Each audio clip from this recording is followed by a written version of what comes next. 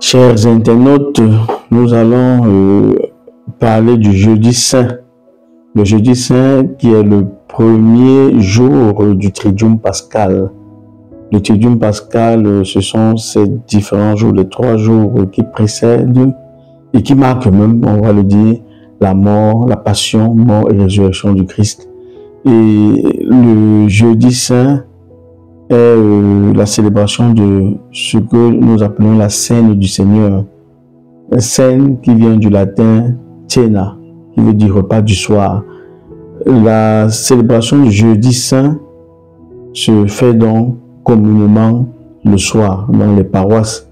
Et à l'occasion de cette célébration, le Seigneur Jésus fait ses adieux à ses disciples. C'est ce repas qui manifeste, qui institue même l'Eucharistie où le Christ dit ces paroles: prenez et mangez, car ceci est mon corps, ceci est mon sang, lorsqu'il s'agit de son sang. Quand il parle du pain, il dit prenez et mangez, ceci est mon corps.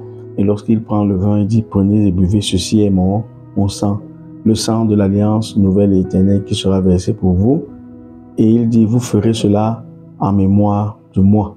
C'est donc l'ultime sacrifice du Christ qui nous lie à Dieu. C'est le sacrifice pascal. C'est la mort et résurrection du Christ qui nous donne le salut. Et pour Jésus, il n'est plus donc question du sang des animaux. Dans l'ancienne alliance, le peuple d'Israël, à travers des sacrifices d'animaux, célébrait justement cette alliance entre Dieu et le peuple. Mais en Jésus-Christ, c'est la vie de Jésus-Christ qui conclut l'alliance. Ça, c'est la nouvelle alliance. Cela vient donc remettre à table l'épineux problème des sacrifices d'animaux. Quelquefois, même parmi les chrétiens qui se livrent à cœur joie, parce que nos coutumes nous les imposent, est-ce que le sacrifice des animaux est encore à l'ordre du jour? Est-ce que ce n'est pas un sacrifice dépassé? Le Christ nous fait comprendre à travers la célébration de ce jeudi saint que c'est lui le sacrifice ultime. On n'a plus besoin d'autres sacrifices. Et donc, il y a un autre élément qui marque cette messe, cette cena, cette célébration, c'est le lavement des pieds. En lavant les pieds de ses disciples, Jésus témoigne la tendresse qu'il a pour ses disciples. Et lors de cette célébration, le prêtre également, utilisant les mêmes gestes que Jésus, va laver les pieds de quelques fidèles dans la paroisse. Cela pour indiquer que la mission du prêtre est d'accompagner et de diriger le peuple avec délicatesse et tendresse.